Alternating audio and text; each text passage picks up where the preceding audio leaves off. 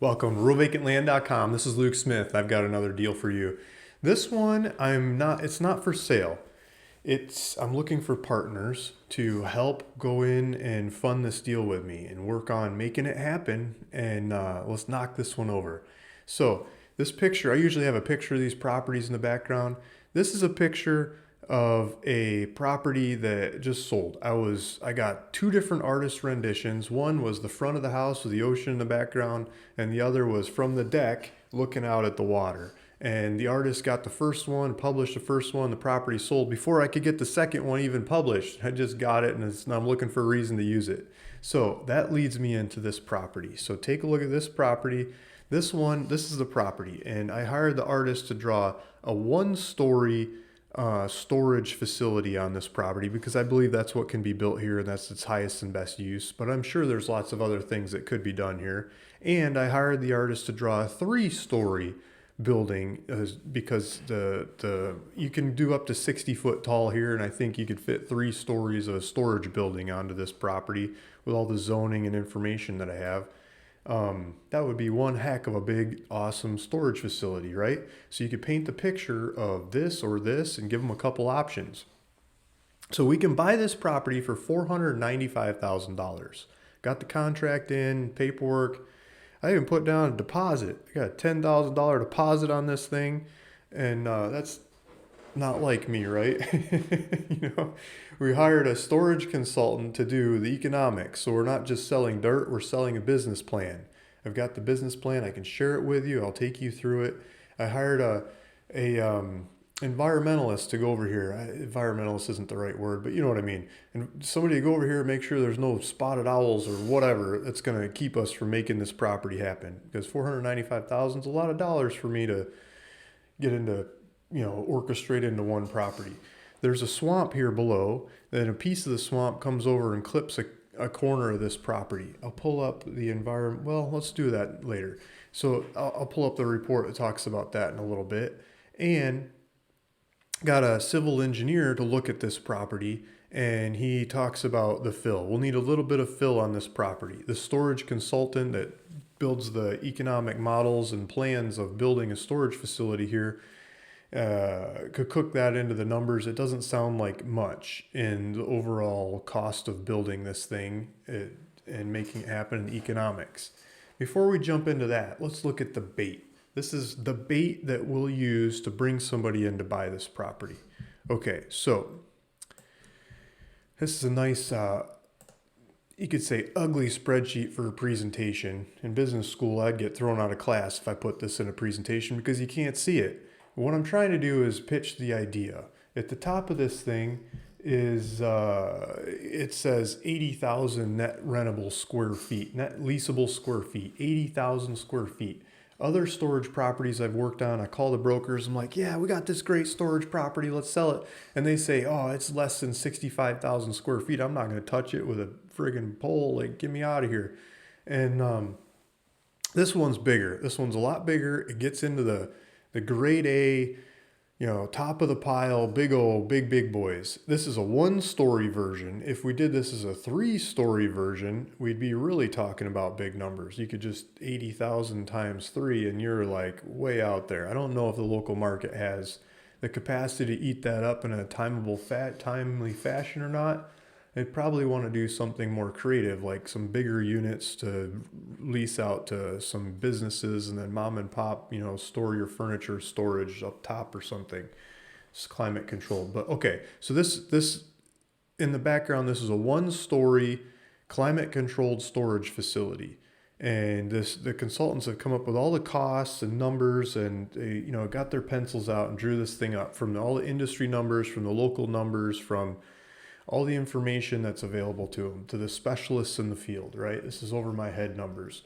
And they boiled it down to a number here that is $1,047,000 of net operating income. That is after cost, collect the rent, pay the cost, boom. On an annual basis, after 3 years of leasing this thing, after you got to build it, it'll take some time to build it, and then open the doors and start leasing it up. 3 years from build to full lease out is what they're considering to be what'll happen with this one. The lights are going funny. Um, and so this is, that's a lot of money. Now, how do we turn that into the bait? So in today's marketplace, let's crack open the calculator. These storage facilities, if we're downtown big city, they're at like a 4 cap, and they're like, awesome class A stuff. If we're out in the suburbs and we're not in big city and it's like more built long time ago and stuff, they're 6 cap. And if you're like way out in the middle of friggin' nowhere and there's no traffic, you might be talking about an 8 cap. So I'm going to go with a 6 cap on this thing. And if we take a 1,047,111.98, let's just get ridiculous, 0.98, because that's how I like to make offers when I buy land, right? Always down to the penny. And we times that by, it's more like 16 and a half to get a 6, but let's round off to 16. We're at $16.7 million.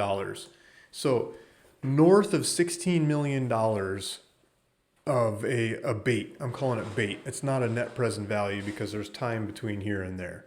But if you built the thing and you rented it out, and at the end of the day, if the interest rates were the same as they are today and the market's the same as it is today, by the time you got to this point, which is impossible, something's going to change, the market would buy this built at like $16.7 million. And this is probably better than a 6 cap. It's probably somewhere between a 6 and a 4 cap kind of area and numbers and size, and especially if it's a new building and stuff. So you might be more. You might be closer to 20 million, but it's north of 15 million, probably less than $20 million kind of numbers we're averaging or looking at. What's it cost to build that sucker? Well, she's coming up with like under 9 million, 8 something. This consultant is right here on this screen is putting a debt service of $7,680,000 at 80%. So whatever that balloons up to at 100%, it's like 8.5, 8, 9, just under $8 million. Sorry, just under $9 million. 8.5, almost $9 million build. You're probably putting $1.5 million up of your own money to build this thing, borrowing the rest. After you did that, the numbers that she's coming up with here, after paying the debt, this red line on here is all the debt payments. In year 3, you'd be at 500 grand a year, and you'd be starting at the beginning of that year. Year 3 is like all rented out. Year 2, you're still leasing up. She's got year 1, year 2, lease up, and then year 3 would be your first year of solid cash flows, right? Being rented out. So if you put up $1.5 million to build this thing, borrowed the rest, you'd be rented out by year 2. Year 3, you'd get $500,000 back. And that would be 3 years of full cash flow to break even. Year 2, you'd be at 200,000. So you'd be halfway there in year 2. You'd be getting into the green in year 2. So that would be less than 3 years to get your money back, to put up, to just build it. Now you still got to buy it from us. So the timeline goes longer depending on how much we charge to sell, how much we sell this property for, right? That's the bait. That's the business numbers behind it. Now, how much can we really take those to the bank? Well, I was saying we got the environmentalist stuff. I mean, the environmentalists went and flagged the property, walked the property, mapped the property, dug into it, made sure there's no burrowing turtles and scrub blue jay and the other things that you have to worry about in this area. But there is some swamp. So here's a map. This is the property. There's some whatever this is called, swamp over here. She flagged that and the setbacks off of that and came up with a hair over 4 acres that's left that we can build on. Now, taking in the setbacks around the sides, here's, standing water pine. So pine, oak. So they map the trees and the what kind of stuff is growing that likes, wet roots and things compared to dry roots. And so she's looking at this area as part of what we're not going to use. And here's a setback. So here's the line and the setback. 25-foot wetland setback in this area. Historical, looking at it from 100 different ways. This goes into detail. We can put this with the information when we go sell this property. It's going to make it a lot easier to sell. She goes in, here's actual pictures of the property and the plants and animals, or not the animals, but the plants, and she's looking for tracks and scat and burrows and everything else of the animals. Like rats and squirrels, who cares? But like the other crazy animals that you can't build around are not there. Okay, so all this information, this is awesome stuff. Let's get this off the screen. I can share this with you if you want to go into this deal with me. And then here's the consultant, and it goes into all kinds of the economics and the plan and how, when, why, all that stuff, where she comes up with all of her numbers. And she goes through and she comes up with these numbers. Okay, so let's take it from here, and I'm going to go to a different route. She's got a number here, right here. So she's thinking the average that we're going to rent this out for is $1.68 per square foot. Think of that, $1.68 per square foot. Commercial gets boiled down to rent per square foot. That's just the simplest way to do it. We're going to have these bigger units, smaller units, this rent, that rent, blah, blah, blah. $1.68 per square foot. Now, if we take that and we look at comps and we look at other stuff that's going on in the marketplace, let's get this off the screen. Because I've been looking at these in multiple markets, looking at lots of different properties. The most recent sale for a storage one that I can find and it's not even in the area, the region, like a ways off in the region, is in Lake Wells, Florida. Now, this is a 5-acre property. It is being marketed by a realtor that I hope to be our realtor on this property. And he specializes in storage facilities and land where you can build storage facilities in Florida. Like, boom, right up our alley. We get one of these guys to go sell it for us. He promotes all the stuff around there. Okay, so this one he had marketed for $1,150,000. This is like the cheapest one in his portfolio, but for sale. This is the cheapest thing around. This is the cheapest comp I can find. This is the dirt bag, right? I don't know how better to say it. Okay. So this property, he is proposing 80,000 net rentable square feet. Remember that number? That's our number. That's 80,000. That's the same size storage facility that our consultants drew up on our property. Now, remember that $1.68 per square foot that our consultants are coming up with. Now, I'm not a storage consultant, but I looked up Lake Wales, Florida and storage, and I started getting prices. There's like 20 different storage facilities right around this property, like that you would consider going to instead of this one. Lots of them. They're all over the freaking place. It's crazy. There's tons of them. You should Google storage in Lake Wales, Florida.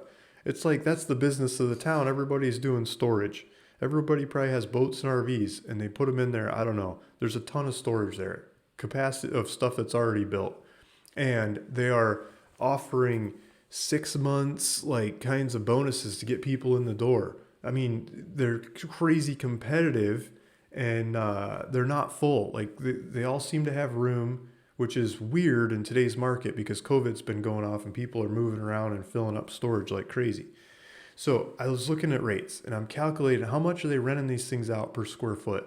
The little ones higher, the bigger ones lower, and I'm averaging them together and I'm trying to get my averages.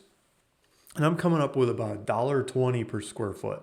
So this area, this comp in the market from my analysis, feel free to go do your own analysis, but my analysis, calling around, checking rates, checking, like staying up all night, $1.20 per square foot. Ours is $1.68 per square foot. It's a big difference when it comes to rental rates. Percentage, I don't know, it's a lot more. Traffic. Traffic is huge on these things. He doesn't really talk about traffic so much on this listing and the flyer. He had a flyer. Um,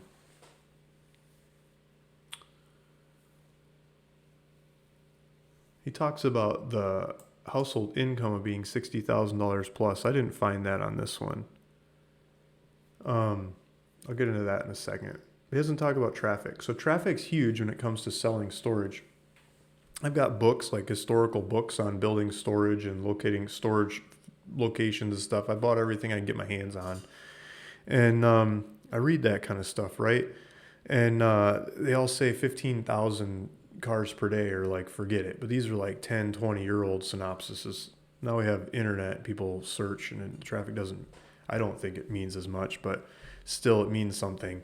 This road in front of it here, this is like a 10,100 car a day road on average, annual averages, 10,000. Ours is 15,100. So ours is like 50% more traffic going in front of the property than this comp that I'm talking about. The income in the area, I looked up that, let's see if I got that. Yeah, okay, so let's look at this one. So this one across the street is, I was using this to look up incomes in the area. And so this is a property across the street from us. And population within a 1 mile radius of us is 1,500. And their income is $53,000. Income matters a lot when it comes to business. The more people make, the more you can sell them, the more they can afford to buy stuff and rent stuff and everything else, right? Population's always going up in these areas, and all over Florida it's going up. This other comp that I'm comparing it to, their population's like 1,700. Ours is 1,500, theirs is 1,700. So they got a little bit more population in the 1 mile. In the 3 mile, see, we're by the water, right? So half our circle goes away because it's water. So ours is 21,000. Theirs is 14,000. So within the 3 mile, we've got a good deal more people than them. Ours is 49,000. Theirs is 48,000. It's pretty close. In the 1 mile, ours is 53,000. Theirs is 41,000. It's pretty close for income. On as you get bigger circles, theirs gets a bit more people in the 5 mile circle, but ours is higher income in the 5 mile circles. Okay, so trying to compare, right? We're trying. This is a comp. I'm telling you about this comp. I'm comparing this comp because it just traded last week for $1,150,000. We can buy ours for $495,000. So less than half of what this thing just traded for last week. We got better traffic. We've got a lot better rental rates than this one, and I think it makes ours worth a lot more. Okay, so let's go.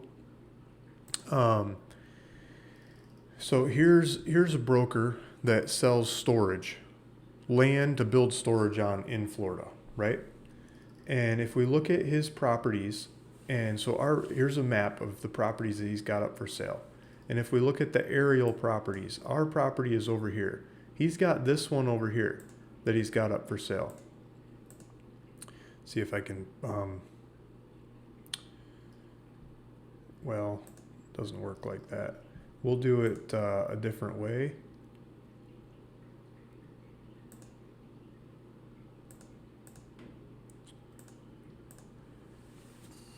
Okay, so this is the one that I was trying to show you that he's got for sale. And it is, no, this one's a little further up. Okay, so we're over here. This one is over here. And so he is asking $3.9 million for this property. And he's got a bigger traffic count. He's got 30,000 plus cars a day. But look at the map on this. His 30,000 cars a day is this highway over here. He's not on the highway. They're building stores. They want to build stores in the front, and then this storage would be this thing in the back, like this whole block of squares in the back. It's not really right on the street. I mean, I guess you could put out signs and get people to turn and come around, but it's not really right on the big road. Maybe if you build it tall enough, you can big sign and stuff, but it's not really right on the road. And they want to do like a Class A big thing. This is 3 acres. Ours is 4 acres that you can use.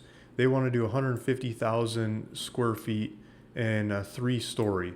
We could do a 3-story. Ours would be bigger. Ours would be a good deal bigger than this if you wanted to build a bigger one. Their incomes are higher. They got $70,000 incomes here. Ours are 50s. But they're asking $3.9 million for this, and we can buy ours for $495,000. Okay, so here's another one. This is the one I thought I was talking about. So we're over here, and this one is over here. This one is up for sale. So here's a comp. This is for, they're asking. So this is on a big road. This one is much more road frontage. And he's asking $4.5 million for this one. It's been on the market for 65 days. It's a 2.76 acre, and they think they can do 150,000 square foot on this thing of storage. They've got 25,000 cars per day, which is a better car count than our 15,000, but they got 25,000. We got a bigger site. They got more cars.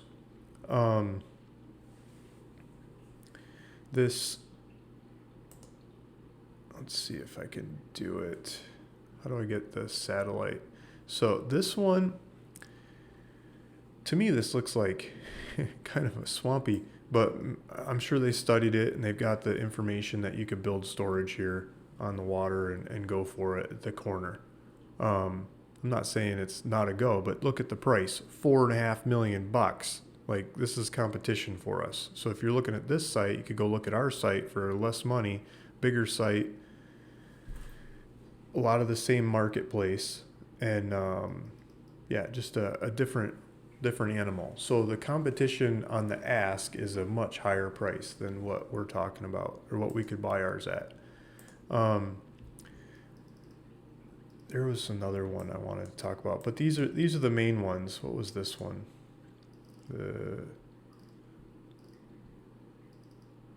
Oh, right. So this was another like $4 million one, 3.5, 4 million.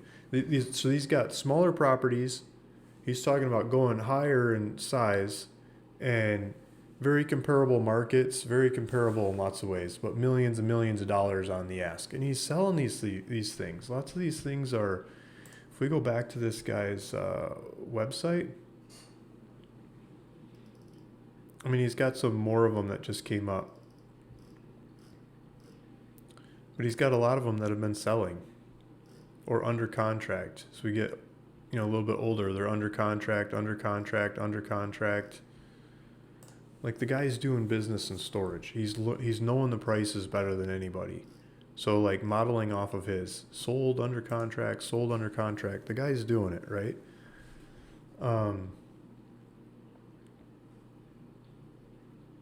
Okay, so there's our property. Let's talk about the deal. So we've got all kinds of information on this property. The market looks awesome, in my opinion. The storage consultant came back and said, put all the numbers together, put all the markets together. She presented everything very well. And she said, this property that's next door here, they plan on building a big storage facility. Excuse me. And if they build this big storage facility right here on this property, it's like 3 stories and whatever the size, it's going to be very hard to keep the same rental rates going on this property. So if we build a big storage facility and they build a big storage facility and they go head to head, we're going to be competing with each other. And because of that, it's there's also another one that's like under construction down the street here somewhere. It's a little one. It's just a little tiny like garage size storage facility. It's like 1 month's worth of rentals compared to what we're talking about. But this one would be more significant. She's saying, don't build the project as is the way we're doing it, because if they're building at the same time, which the owner says he is, but he's been saying that for years and years and years and years. If you go look into the research, I can give you details and more information about it. He's been saying that for a long time. The property's up for sale. There's a sign out front that says coming soon, and it's up for sale for 10 million bucks. He's just asking crazy numbers, trying to pull it off. Talk to the county. They don't have any permits. They haven't applied for permits. It's been coming soon since the website still says 2018, coming spring 2018. You know, it's been coming soon for years and years, and they haven't pulled it off. So there's that, but there's lots of other storage stuff in the marketplace too. Then there's this one. This one we can buy for $495. I want to buy it. I want to make it happen. I want to go market it. I want to hire that guy that does the storage all over the place to go sell it, and or someone like him to go sell it for us, pay him his commission, and make it happen. Go market the heck out of this thing and sell it. Sell it as a business so you can build storage here. I need help. I need help pulling it off. I don't have all the funds. I'll put up a little bit of the money, you know, like the fees and deposits and stuff. And I want to partner the rest with you. And I would like 50% of the profits for pulling this off. A lot of the risk has already been laid out. The risk capital of researching this property, that's the riskiest stuff. Sending the mail, I mean, most of it doesn't work. Paying for reports and information on these properties, lots of them fall apart. I pay and find something wrong and don't move forward, you know? And so this one looks good to me, and I want to work on this one, and I think we could sell it for a bunch more money. How much more? I don't know. I wouldn't be surprised if it sold for $2 million. I wouldn't be surprised if it sold for $1.5 million. We could sell it for $900,000. I'd be happy. I think we start at one of those higher numbers that the realtors are okay with, and we just walk it down. We sell until somebody takes it. And they're like, this is our project. They bid it and they take off with it, and we split the difference. 50% of the profits comes my way. I've got to split it up with a partner that I've got involved in this deal too. Make it happen. Go hit it out of the park. If you're game for that, give me a call. This isn't an online checkout thing. You got to give me a call. I'll put my information in the description below. When this deal's all taken up and done, I'll delete this thing off of YouTube and make it so you can't see it and stuff. If you're like, Luke, why didn't you call me about this one? I'm going to publish this video. I'm going to start calling people. But if you see the video before I call you, great. Just reach out and just tell me that you'll want to be involved in this one and how much of it you'd like to sign up for. I'm doing this one in a land trust, and I'm doing all my deals going forward in a land trust. It makes it so much easier when there's more than one person involved to orchestrate everything. And I can tell you more details and information about that if you're interested in the deal. I'm going for half the profits on this thing for putting up part of the capital, half the profits due to how much of the capital you're putting up. I'm open to numbers, and I figure I'll put a couple people together to get the full, basically $500,000 together with costs to make this one happen. Thanks for listening. Thanks for watching. This is Luke Smith at ruralvacantland.com, and I'm just having fun with my land deals, right? I'm going to publish this thing, hit the phones, go back to working on mailers. See you in the next one. Bye.